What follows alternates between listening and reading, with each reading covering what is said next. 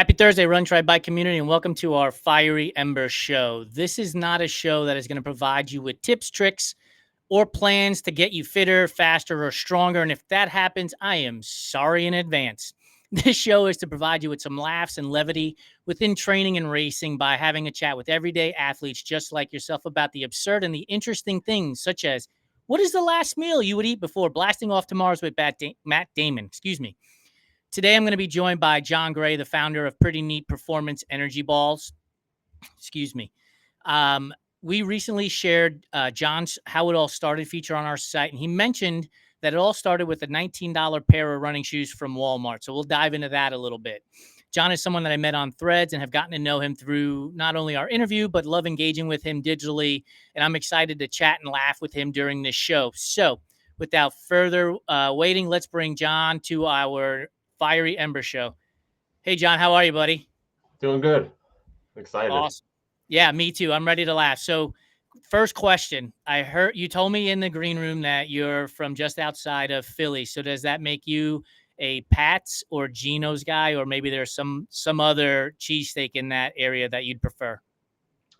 Well, don't kill me, fellow Philadelphia people, but I like Pat's the most. I've only had Pat's twice, but I've only had Geno's once. And I like Pat's more. Yeah, we got to get controversy going on here. This is what people are coming here for, is to get some controversy and some laughs. But you did mention that you're a Pittsburgh Steelers fan, so nowhere near Philadelphia. Does that also then make you a pierogi guy over cheesesteaks? I do love pierogies. I do love pierogies.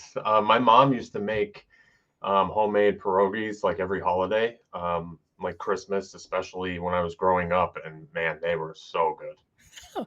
What's your favorite filling for a pierogi? What are you going with? I just like the typical cheese. Straight cheese, no potato and onion pierogies. I like the cheese filling with the onions, like sautéed in the onions. Oh man, I'm like drooling a little bit. That's so good. Well, you're on the East Coast. It's 1:00 over there. It's time for lunch. It is time. It's time to bust out the pierogies. Yeah. So you mentioned you're a Steelers fan. So how does one grow up outside of Philly and become a Steelers fan? Before you answer, I will share my story. For many people, I was born and raised in the Bronx, but I hate the Yankees. I am a huge Mets fan. And the reason being is everybody around me was a Yankee fan. So they were all either sad when they lost together, or they were all happy when they won together. And I was like, this is boring. We need to have some controversy. We need to have arguments about who's the better team. And fortunately enough, when I was 13 years old, the Mets won in '86. And so that gave me a leg up at that time. So help me understand, how does a guy from near Philly end up rooting for the Steelers? Well, the story is not as cool as that. I like the color. I like the colors better when I was a kid. Yes. Because back in the '90s when I was growing up, the Eagles colors weren't like the dark green that it is now. It was like that lighter green. Kelly green, right? And the Steelers were just black and yellow, and I thought it was cool. It looked like a bumblebee. I thought that was just cool colors. The weird thing is my dad was born in Philadelphia, and he was a Washington Redskins fan. Like one of their rivals, he was their fan. So I don't know how he became a Redskins fan, but yeah. The only thing worse for your dad would have been to be like me and be a Giants fan, like oil and water between the Phillies and Eagles and Sixers and Knicks, Giants, Mets, Red Sox, or Yankees. It would have been a war there. That is hilarious that he became a Redskins and now a Commanders fan. He would have been a Commanders fan. Yeah. But back then, right, you had like Randall Cunningham, even in those green uniforms with that off color, wasn't a guy you got excited about. Versus, I can't even tell you who played quarterback. What is it? Would it have been Cordell Stewart? It was Cordell when I really started to get into football and sports. But I do have traumatic memories of Neil O'Donnell. Yes. Throwing. He threw some awesome passes in that one Super Bowl against the Cowboys. It just so happened it was to Cowboys players. But that was my first experience with like a traumatic Steelers game. But I was only like 6 years old when that happened. So like they lost and I was like, oh darn, whatever. Right. Yeah. But then as I told people like growing up, they don't even say his name. They just say, "Oh yeah, number 14." They don't even say his name. Neil O'Donnell's a curse word in the Pittsburgh Steeler household. I mean, hey, look, there's no way he would have ever been able to live up to Terry Bradshaw, right? Let's be Oh honest. yeah, no way. He's in a no-win situation, that guy. Yeah. Favorite sports movie of all time, since we're talking about sports? Do you have one? Oh boy. I do really like Remember the Titans. Yes! My Yeah. guy. Yes. I mean, it has everything. It has comedy, it has drama, it has sadness, redemption. Like it has everything. Ain't no mountain high enough. Ain't no Sunshine. valley low enough. Like I could sing that song verbatim when those scenes come on and they're in the locker room. Like everything about that movie is perfection. I just recently watched the 3-part docuseries, The Evolution of the Black Quarterback, on Amazon, which I highly recommend to anybody who is a football fan, but to anybody who's also interested in the civil rights movement, especially in connection to sports.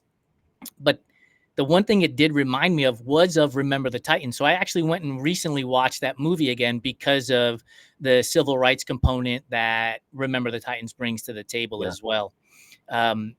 Let's continue down this sports path because I have a music question related to sports for you. When I asked Jennifer Comfort this question, she didn't really have an answer in terms of what she would choose, but if you were going to be lining up at a race and they introduced us the same way that they introduced baseball players when they're coming up to bat, now batting number 12, Francisco Lindor, and they play a song. His walk-up song is My Girl. What's your walk-up song? Whew. Well, I would want something that the crowd, like they heard it and they know, oh, here comes John. Um, and I guess this is maybe an odd pick, but I would probably go with The Chain by Fleetwood Mac. Because That was my mom's favorite like band growing up, and for my wedding, my mom and I, the song we danced to was Landslide by Fleetwood Mac.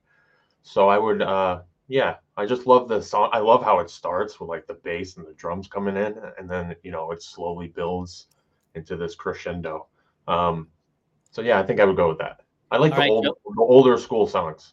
I'll make sure that we send that over to Joe Harden so he can add it to our Everyday Athlete Podcast Network Spotify playlist, Chain by Fleetwood Mac.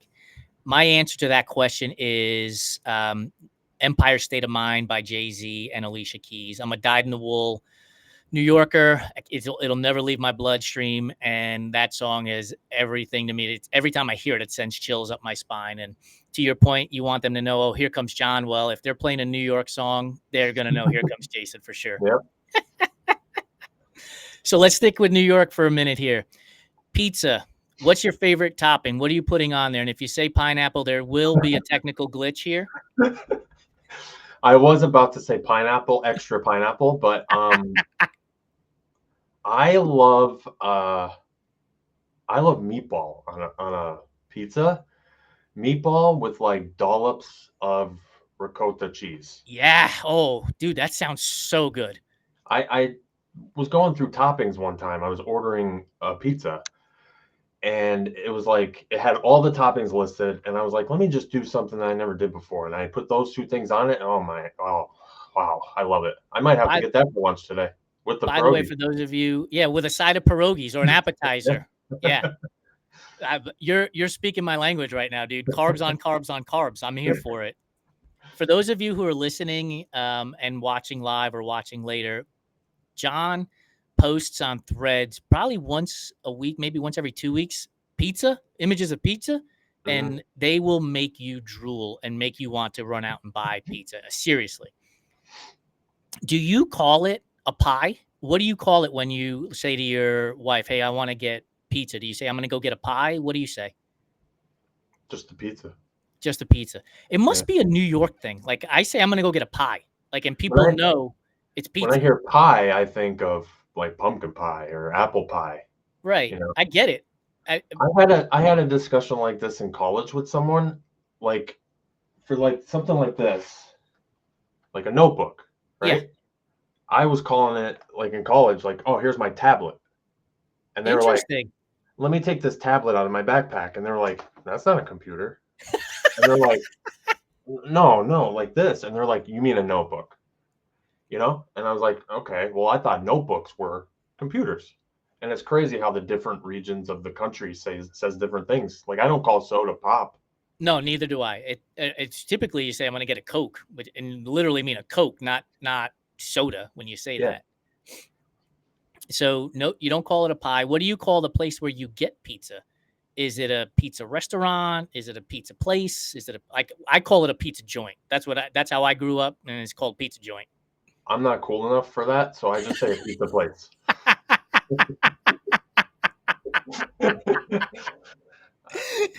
So here's the If I said pizza joint to somebody, they'd be like, "What are you talking about?" yeah. I mean, honestly, for those people who smoke weed, pizza joint makes a lot of sense. They're connected. That's very true. Good point. Yeah, I didn't know as a 6-year-old. I was already connecting the dots. Walking around the Bronx, you're gonna go to the pizza joint. You know, the 20-year-olds are like, "What's this kid doing?" I'm going with him. Exactly. He knows where to go. All right, so we're gonna stick with New York for a second. You have two choices here: New York bagels or New York pizza. Which one are you gonna choose to eat for the rest of your life, and which one can never be eaten again? Oh man, could I get pizza from elsewhere or Oh yeah, you get pizza wherever you want. Just don't just bring New that York? Chicago stuff to the table. Just that's a pie. Yes. That's a pie. Um, I would keep the bagels. I think you can do so much with bagels. Yeah, You know, you make sandwiches. yeah, a breakfast sandwich on a bagel is Yeah, smear of cream cheese, yeah, lox if you want. yeah. Absolutely, 100%. Favorite bagel flavor is? I like cinnamon raisin. Oh, change up. I like using cinnamon raisin bagels for an egg sandwich. Oh, a little sweet with savory combination. Hmm. I'm a pumpernickel guy or like a marble rye. Those are the bagel go-tos, Marble man. rye bagels are Yeah. underrated.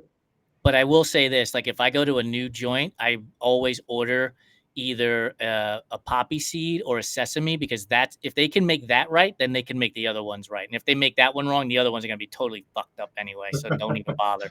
So yes, I'm ordering 2 bagels every time I go to a bagel shop. Got a carb load. 100%. Who are you kidding? So I wanted to also bring you on here because I want to talk about Pretty Neat Performance Energy Balls. It's a new product you're bringing to market today. Tell me about the inspiration for making the Pretty Neat Energy Ball and where are you along the process? What have you discovered about this process that you had no idea would end up being this way? So the inspiration came from wanting to do something that was a little different. Um, when you look out there, you know, you have the gels, and then from the gels, you have bars, or you know, you have like the Cliff Blocks, I believe. Um, so I wanted something you don't really see balls out there. No pun intended. And you don't really see like that style of a pre or during exercise snack. Right. So I wanted to, you know, do that as something a little different, and I wanted to add caffeine to them. And then I thought, oh, energy balls, and then that's kind of how the name and the idea started. Right now, I actually did just hear from my manufacturer yesterday. They passed the efficiency test, which that just means that they have to make sure the formula can run on their big industrial machines without breaking down. So the formula is good to go. And they are sending me some samples that I'm set to receive today of the efficiency test. Um, and then now next up is the packaging design, which, you know, I'll be working with a graphic designer and make sure that it's FDA compliant. Um, One thing I learned about this process, you know, I never developed a food product before. and I didn't realize how tedious it is. I mean, it's the first call that I had with this manufacturer to talk about the idea was back in March, and it's just been now 7 months Yeah. of testing and prototypes and tweaking the formula and adding things, taking things out. So just the whole, as someone who lacks patience, it really it really teaches you patience. Like you have to be patient for the process. But I want to do it right and not Yeah. have to do it twice. So I'm grateful that the manufacturer is being patient with me and me with them. Do you have a newfound respect for food items that are out on shelves and stuff now, and thinking about the process that even, excuse me, large companies have to go to get through this process between packaging and FDA approval and distribution and everything under the sun? Do you have a newfound respect for this process now? Oh, big time. Yeah. I mean, you don't really think of it when you're like buying, you just buy something off the shelf, you eat it. This is great, and you don't really understand what's behind the curtain that took to get that product on the shelf. And going through it is pretty crazy. Yeah, And I have big respect for everyone who does it. it's amazing, dude. Like I talked to Kristen, who is the founder of Seven Summit Snacks, which is a chocolate nutrition bar, and it's a totally different product for sports nutrition, similar to what you're going to be putting out there too. And the process, like it blows my mind every time I talk to her about the steps that she's going through or has gone through, and getting a product onto shelves and into people's hands isn't just, hey, buy my product, right? It's testing, flavor testing, testing again. How does it hold up in the heat? If a runner is putting it in their vest versus their pocket, like how does that hold? Like it is something. So kudos to you for embarking on this journey, and I can't wait to see these out in the wild for us to enjoy. It's going to be cool. So I've seen pictures. Looks like chocolate.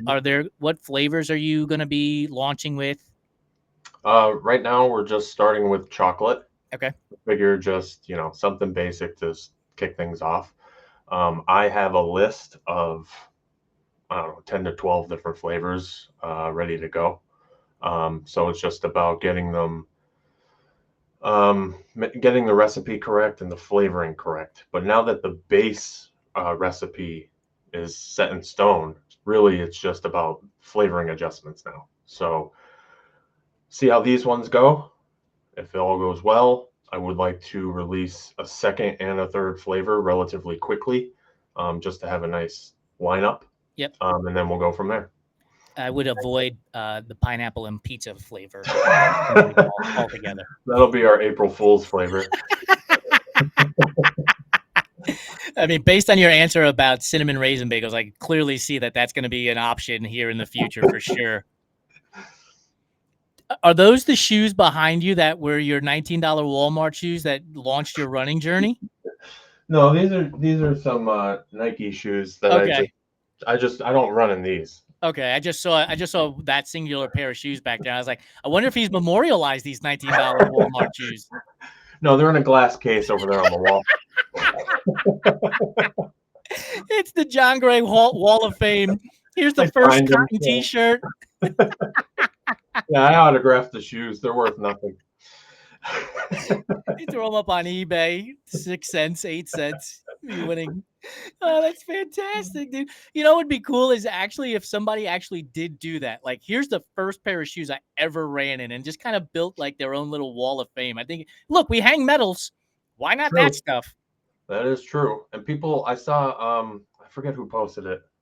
Someone on Threads said they're taking their medals and turning it into like a wind chime, which I thought was an awesome idea. Oh, that's a great idea. I'm going to do that with all my older running shoes.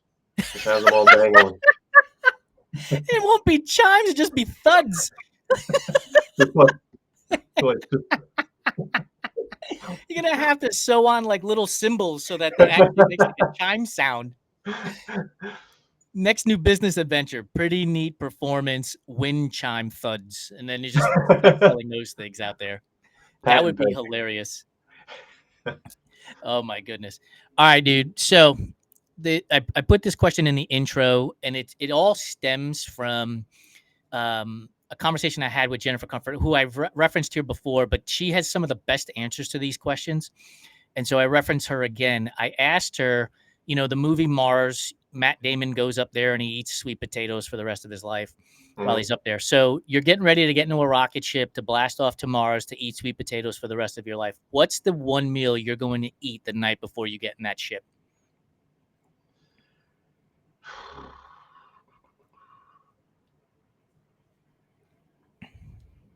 I would try and recreate my mom's lasagna. Ooh, what was in it? Straight like a bolognese? Yeah, yeah, Oh, with the so ricotta good. cheese and mozzarella and the layers and layers of noodle. Yeah. Um, I would try and recreate that. That would be my last, with a side of Dr. Pepper for some reason. I don't even drink soda really anymore that much. But as a kid, that was like my go-to. She would make that. I would have that and a glass of Dr. Pepper. I love it. Are you more of the give me the middle of the lasagna pan, or are you give me the edge that has like that when the noodle kind of crusts over? Yeah, I like the edges. Yeah, you get like a little bit of that bite on the edge, right? I like the edges on pretty much anything that is like baked, like brownies. Give me the Yeah. edge. Lasagna, the edge. So are you a Sicilian guy then? Sicilian pizza? If it has crust, sauce, and cheese, I'm eating it. Put it on a flip flop. I'm inhaling it. Have you tried Detroit style pizza? I have. It's very, very good. It's very, very good. Like I was very skeptical at first, but then I was in Grand Rapids and I tried it out for the first time and I was blown away. I was like, yeah, like Chicago, you guys can yell all you want about how good your pizza is. You're now ranked third at the best on this list. New York clearly way up there. Detroit falls down a few rungs, and then Chicago. I mean, you called it a pie earlier, but the reality is it's tomato soup in a bread bowl, right? You can go to Olive Garden and get that thing. Come Yeah, on I was gonna say if I need a spoon to eat my pizza, it's no longer pizza. Sorry, Chicago. I asked John Hudson because he's from the Chicago area.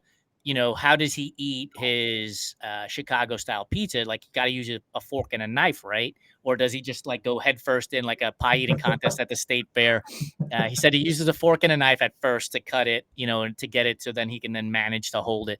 But that's just gotta end up everywhere. You gotta have like, a tablecloth for a napkin around your neck, I'm guessing.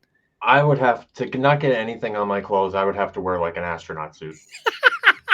That's just too much. Lift up the mask. Just pull it up, take a bite, put it back down. Yeah.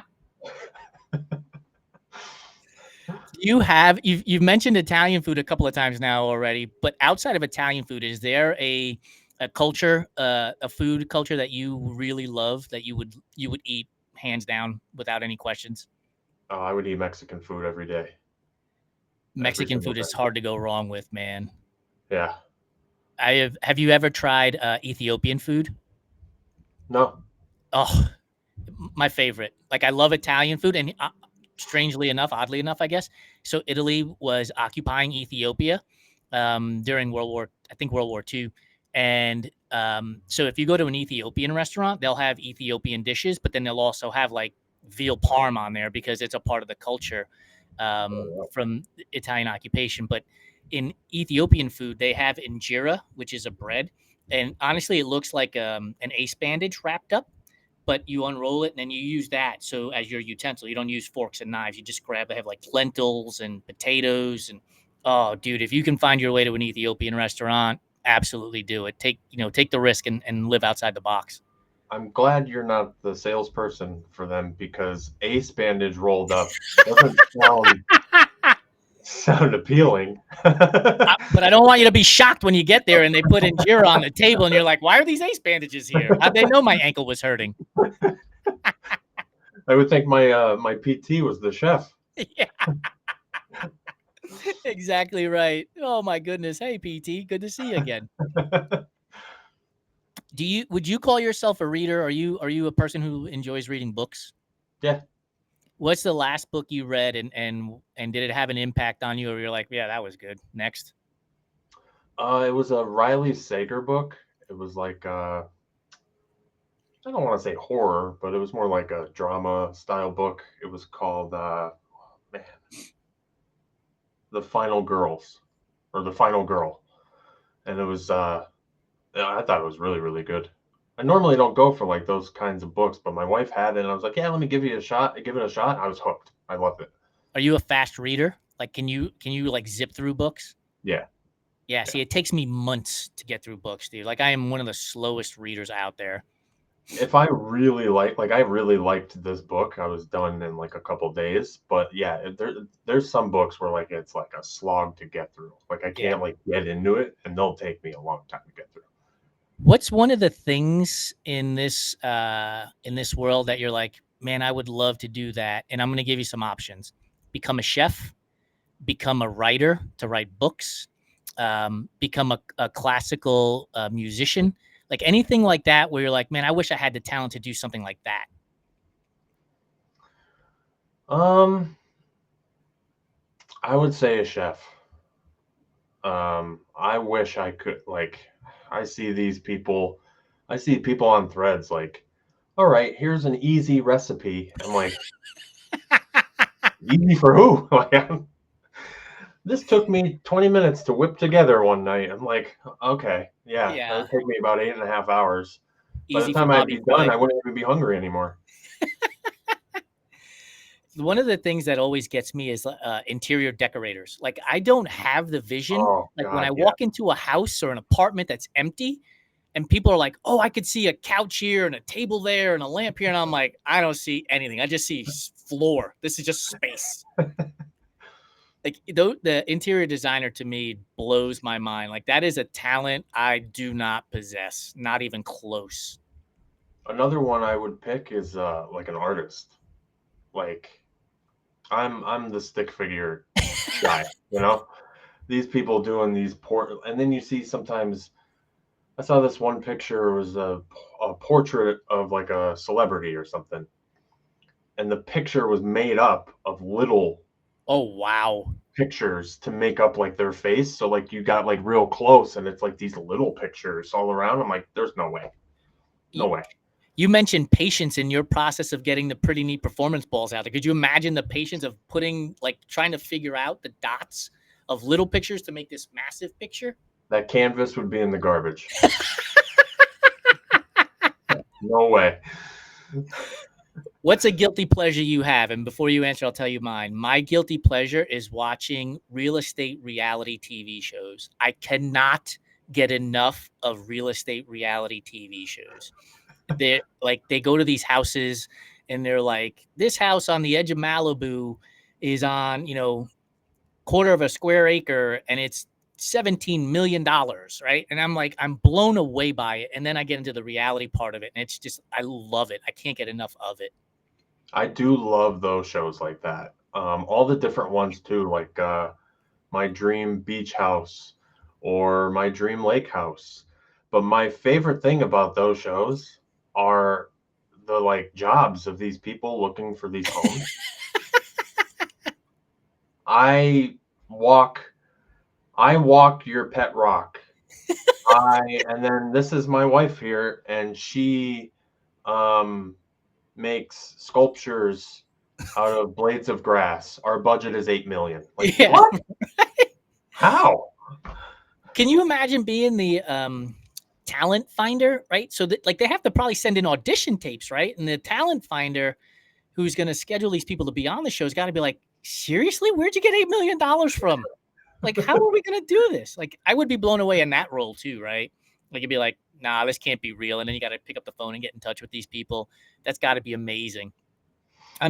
But the shows I'm talking about are like $1 Million Listing on Bravo. Like it is a reality show that has real estate tied to it. Those shows that you're talking about, like House Hunters and all of those things, I can watch all day too, for sure. But they're like $1 Million Listing on Bravo, and then there's one on about New York on Netflix with Ryan Serhant, which is phenomenal. Because for me, he's walking all throughout New York City, and I get to see all the places that I used to, walk around myself, which is pretty neat and fun to watch. Pretty neat. See what I did there? I appreciate it. Yeah. Check in the mail. Nobody, you can't tell me I'm not a marketing expert. I just throw it in there. Last week I was on a hike with a friend, and we were walking up this one steep trail, and it was all like cleared of the leaves and everything. It was beautiful, and he was like, "Yeah, the way they keep the trails all nice and kept up is really pretty neat." And I said, "I truly appreciate the free marketing." We were the only ones out there; no one else heard it. It's ingrained in his head now. So when you post, he's knowing, oh, we were on the trail. I'm going to need energy balls for the next time I'm on the trail. Yep, there it is. Excellent job. All right, last question for you. Red velvet cake. Is red velvet a real flavor, or is it just chocolate cake dressed up to go to the prom? I was hoping I was going to be asked this question. Yes, he came prepared. I am a red velvet connoisseur. Oh, no. So I will say that like mass produced commercial products that are red velvet are just dressed up for the prom.